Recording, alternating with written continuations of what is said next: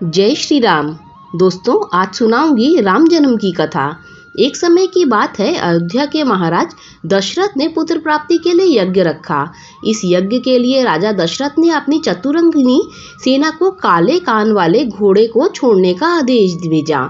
उनकी इच्छा थी कि इस महान यज्ञ में हर कोई शामिल हो, इसीलिए राजा ने सभी ऋषि मुनियों व विद्वान पंडितों को भी आमंत्रण भेजा। निर्धारित दिन पर महाराज दशरथ अपने दोस्त गुरु वशिष्ठ, श्रृंग ऋषि व अन्य विद्वानों के साथ यज्ञ मंडप में पहुंचे। इसके बाद विधिवत रूप से यज्ञ की शुरुआत हुई।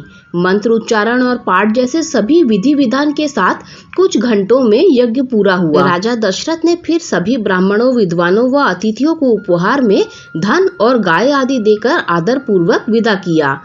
उस यज्ञ में प्रसाद के रूप में खीर बनी थी। उस प्रसाद में पुत्र प्राप्ति का आशीर्वाद था, जिसे खाने के बाद तीनों रानियां गर्भवती हो गईं। कुछ समय बाद चैत्र माह में शुक्ल पक्ष की नवमी तिथि के दिन राजा दशरथ की पहली पत्नी यानी रानी कौशल्या ने एक बच्चे को जन्म दिया। उस बच्चे के चेहरे में इतनी रौनक थी कि हर कोई जो देखकर समझ जाता था कि यह आम बच्चा नहीं है। इसी तरह राजा की दूसरी रानी कैकेयी ने एक पुत्र और तीसरी रानी सुमित्रा ने 2 पुत्र को शुभ नक्षत्रों में जन्म दिया। राजा दशरथ का महल और नगर 4 पुत्रों के जन्म से खिलखिला उठा। चारों तरफ आनंद और जश्न का माहौल था। पूरी प्रजा खुशी से गा रही थी व झूम रही थी। इस खुशी को देखकर देवता भी फूलों की वर्षा करने लगे। इस जश्न में शामिल होने के लिए कई ब्राह्मण भी पहुंचे और राजा दशरथ के बेटों को आशीर्वाद दिया।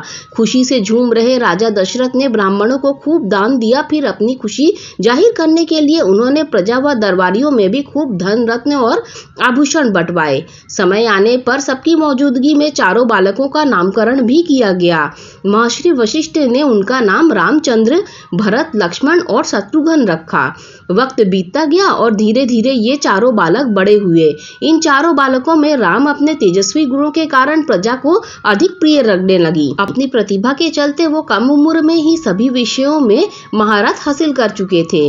राजा में सभी गुण थे, चाहे शस्त्र चलाने की बात हो या हाथी व घोड़े की सवारी, हर चीज में वो अव्वल थे। साथ ही वो माता पिता व गुरुओं का भी खूब सम्मान करते थे। उनके गुणों के कारण बाकी के 3 भाई भरत, लक्ष्मण और शत्रुघ्न भी उनसे काफी कुछ सीखते रहते थे। जब भी महाराज अपने चारों पुत्रों को एक साथ देखते, उनका मन आनंद से भर उठता था।